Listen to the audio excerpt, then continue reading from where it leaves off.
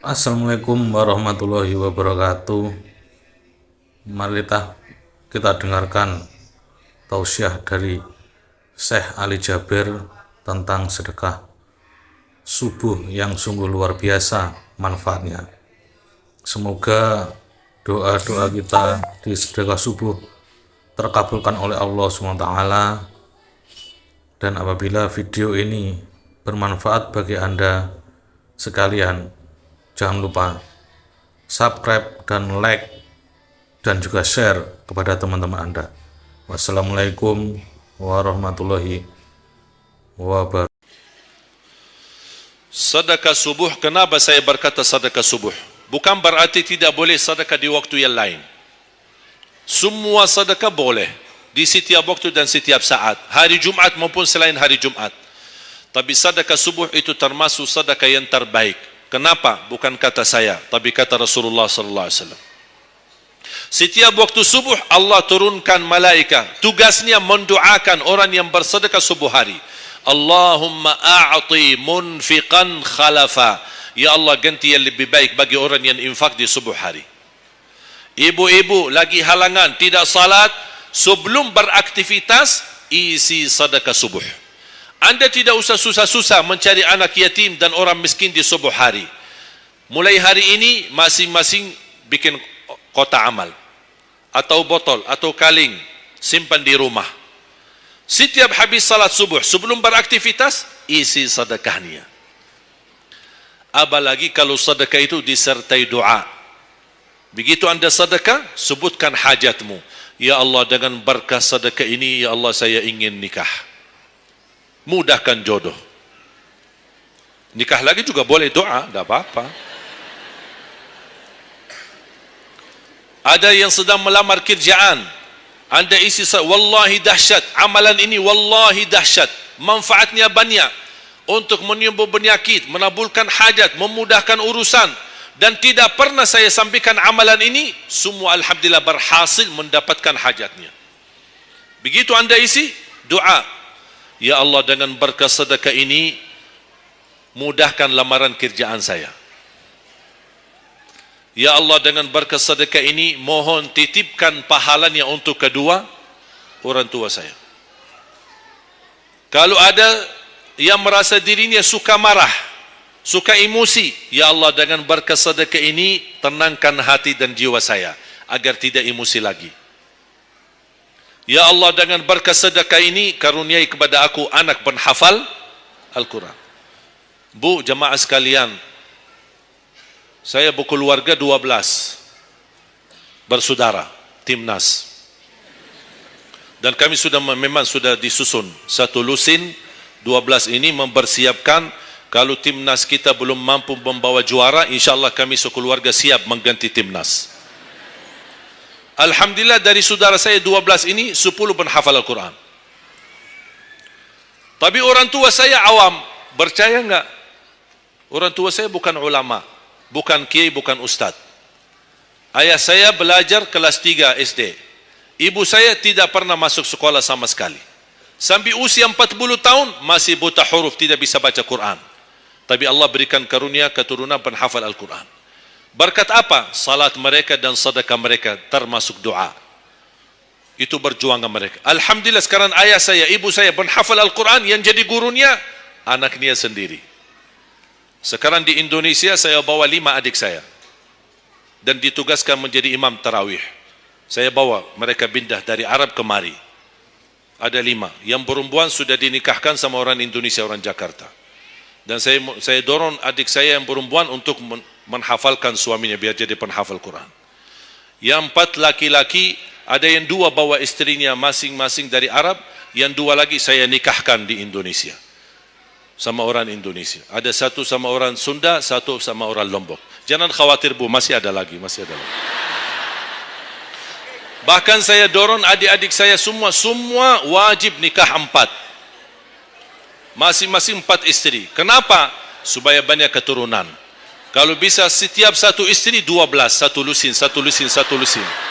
Masya Allah, luar biasa. Mengapa? Karena kita punya perjuangan yang masih panjang.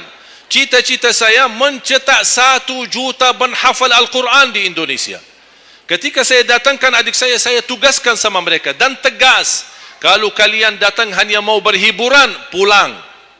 Kalian di sini untuk bersama-sama memperjuangkan untuk mencetak 1 juta penghafal Al-Quran. Dan alhamdulillah program ini sudah jalan. Dan kita terus memperjuangkan, dan saya harap semua jamaah insya-Allah berkenan terlibat dalam program ini. Cita-cita saya semua masjid se-Indonesia insya-Allah diimami imam penghafal Al-Quran 30 juz. Bahkan lebih hebat lagi cita-cita saya. Insya-Allah saya yakin akan terjadi. Insya-Allah di demikian hari, di waktu yang Allah insya-Allah tentukan, insya-Allah presiden kita penghafal Al-Quran. Coba, ya Allah, rasanya enak. Langsung diumumkan di Masjid Istiqlal, khatib dan imam salat Idul Fitri, penghafal Al-Quran 30 juz, Presiden Republik Indonesia. Oh, mantap. Imam salat Idul Adha, Presiden kita. Salat Jumat, khatib dan imam, Presiden kita. Tidak perlu ganti imam. Udah, tidak perlu ganti imam, subhanallah, luar biasa. Coba, saya kagumi ketika membaca dan melihat YouTube-nya Presiden Erdogan, Turki. Walaupun beliau bukan penghafal Al-Quran, tapi murattal bacaannya beliau, Masya Allah. Mana ada sekarang presiden di dunia Islam sebagaimana bacaannya yang benar. Ini sudah saatnya, tapi bukan sekarang ya, nanti maksud saya, sabar dulu. Nanti jadi kacau nanti, semua, sabar dulu. Insya Allah ada waktunya, insya Allah. Mulai dari sekarang kita ayo bersama-sama mempersiapkan untuk kalau anda gagal menjadi penghafal Al-Quran, jangan gagal anakmu, cucumu, generasi yang ini semua. Kita melihat, saya bangga. Kenapa saya semangat untuk mencetak 1 juta penghafal Al-Quran? Itu berkatnya acara Hafiz Indonesia. Nonton kan acara Hafiz Indonesia? Nangis ya? Habis tisu kan? Tahu enggak salah satu karunia Allah untuk Indonesia? Ada teman saya pun usaha punya TV di Arab. Beliau ingin membuka dan membuat acara Hafiz Indonesia versi Arab, tapi gagal. Kenapa? Karena tidak menemukan jumlah yang banyak penghafal Al-Quran di bawah usia 10 tahun. Hanya Indonesia saja. Malaysia kalah, Indonesia saja. Di bawah 10 tahun. Dan sayang sekali memang anda yang nonton acara Hafiz Indonesia, anda nonton acara yang sudah jadi. Tapi anda belum tahu apa yang kami berjuangkan di belakang layar. Sebelum acara Hafiz Indonesia 4 bulan bekerja keras. Sambil tim turun ke lapangan, ke desa-desa, kampung-kampung, ke pulau-pulau untuk menumpulkan dan mendatangkan, menghadirkan para penghafal Al-Quran. Ketika dibawa di Jakarta 2 bulan berturut-turut kami didik mereka. Yang awalnya pemalu, awalnya ada yang mohon maaf kencing di celananya sendiri. Saking tidak berani, takut. Alhamdulillah sekarang menjadi mereka pemberani. Bahkan mereka berlumba-lumba azan subuh. Mereka berlumba-lumba membangunkan sesama saudaranya. Sama-sama tertib, makan. Kita menghadirkan dokter kesehatan, kita menghadirkan dokter psikologi jiwa untuk menjaga perasaan mereka selama 2 bulan. Didampingi kadang-kadang ibu mereka, didampingi kadang-kadang ayah-ayah mereka.